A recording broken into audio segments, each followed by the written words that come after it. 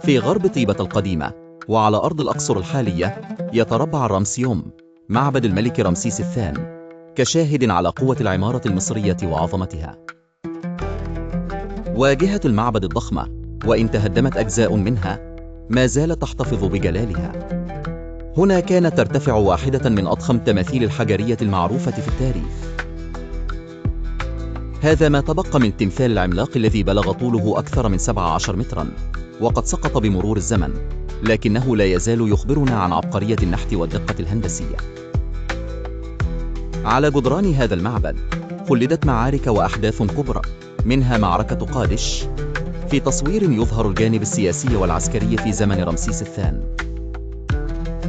قيل إن الرمسيوم كان يضم مكتبة من أعظم مكتبات العالم القديم، تحتوي على برديات في الطب والهندسة والفلك، مما يعكس التقدم العلمي آنذاك.